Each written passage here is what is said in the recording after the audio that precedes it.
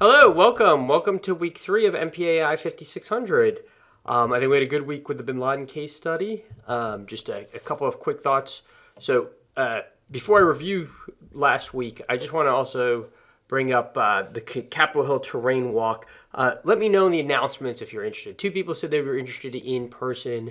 If you're interested in person or doing it via Zoom, we would do it that Monday. I think that's July 1st. Or let me get the calendar again. I'm sorry. It would be Monday. I believe July 1st. Or sorry, June 30th. So if you can make it, great. If there's no interest, we'll just keep it asynchronous. But yeah, let me know in the announcements when you acknowledge today. So review of last week, again, the Bin Laden capture. I still haven't seen the Netflix documentary. I will watch that probably in the next week or two. But hopefully the documentary that you saw gave you enough between that and the article that you read. So SIGINT, that was the Hassan or the connections between the courier and Osama bin Laden, or actually narrowing down the courier's location. The HUMIT, from the interrogations of Hassan Gul, they were able to determine the courier, who they identify the courier, and then GeoInt both allowed you to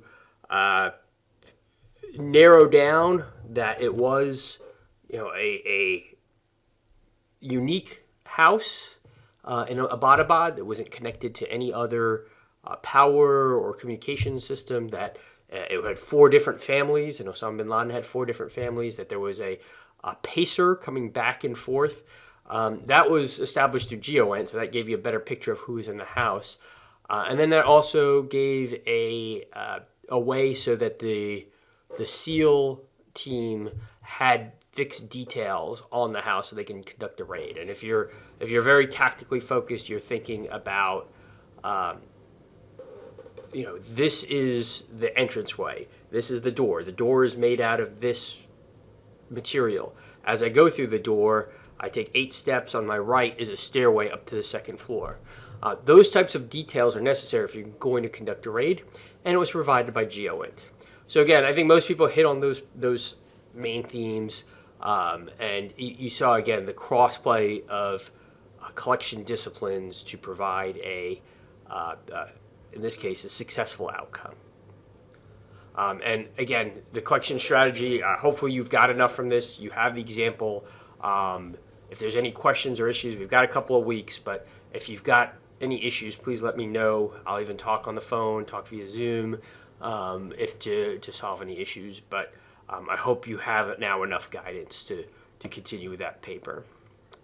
And then we talked about the intelligence cycle, and the article talked about the Bin Laden capture and what aspects of the intelligence cycle were the most important. So next week, analytical bias. So not a whole lot of reading, just a couple of chapters in the Lowenthal, and then the CIA analytical bias paper. So what I want you to do is take what you see in the reading, take what you say in the CIA paper, and apply it to the case study, the confessions case study. I can't emphasize this enough. If you don't apply those lessons to the confessions case study, you're not going to get full credit or a whole lot of credit on the discussion board. So do the reading, apply it, and then figure out as you're watching the documentary, okay, where were the analytical biases that occurred? And just to give you a little bit of a preview, again, this was a case where people were falsely accused of murder because the detectives and the juries and the prosecutors all had biases. They all had confirmation bias, negative evidence bias, and other analytical biases that you will see in depth. So take what you see in the writing, apply it to the case study going forward for this discussion.